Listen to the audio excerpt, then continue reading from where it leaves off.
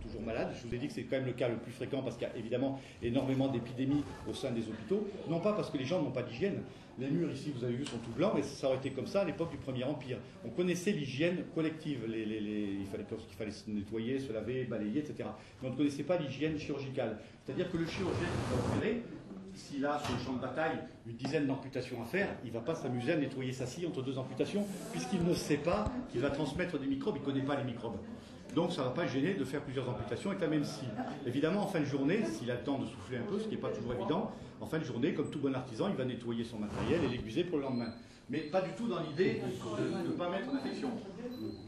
Donc, puisque j'ai ça à la main, il faut savoir qu'à l'époque, il n'existe pas d'anesthésie. La première anesthésie sera en 1846, c'est-à-dire dans 40 ans, il faut encore un petit peu patienter. Et on ne connaît pas les règles d'hygiène, comme je vous disais. L'asepsie et l'antisepsie, il faut attendre les travaux de Pasteur, 1870. Donc pour l'instant, on est un peu juste. Donc on ne peut pas opérer un ventre, on ne peut pas opérer un abdomen, c'est intolérable au point de vue douleur. Et quand bien même on arriverait à tomber sur un mec suffisamment résistant pour supporter cette douleur atroce, on lui mettrait une infection telle qu'il mourrait, on lui donnerait une péritonite et il mourrait. Par contre, ça ne veut pas dire qu'on ne peut rien faire en chirurgie. Il peut arriver que, par exemple, le soldat tombe de cheval, il n'a pas besoin d'être à la guerre pour ça, il tombe de cheval, il s'explose le bras complètement, il est en 1000 morceaux le bras, en plus il est ouvert, il y a de la terre à l'intérieur, c'est dramatique. Il peut évidemment avoir le même résultat suite à une balle ennemie qui lui a fracassé le bras. Au bout de 2-3 jours, le bras est devenu tout gonflé, tout noir, ça commence à sentir un peu le chacal. Et donc, on a très bien compris, il a la gangrène. Donc, si on veut que le reste du bonhomme soit vivant, il faut couper la partie qui est malade. Pour couper, il faut un couteau courbe. Ceci est un couteau amputation, il est court parce que ça va plus vite pour... je ne détaille pas trop la technique, ça vous évitera de finir sur la moquette. Et ensuite, une fois qu'il a découpé les chairs, bien entendu, il va être obligé de s'attaquer à l'os. Donc il utilisera une scie comme ça, qui est réellement une scie du XVIIIe siècle, qui a une forme très particulière qui permet de tout de suite la situer dans le temps. C'est une scie d'époque révolutionnaire, dite scie de Dessau. Dessau était un très grand chirurgien de l'époque de la Révolution et pratiquement du Premier Empire, dont l'élève a été Bichat, que tout le monde connaît en tant qu'entretien de Bichat, mais que personne ne sait qui c'est, pour la bonne raison qu'il est mort à 32 ans, mais qu'il a fait un travail monstrueux. On utilise la forceps.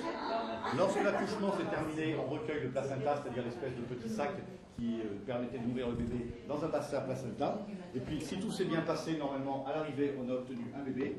Et le bébé, il faut le nourrir, on va le nourrir avec un biberon.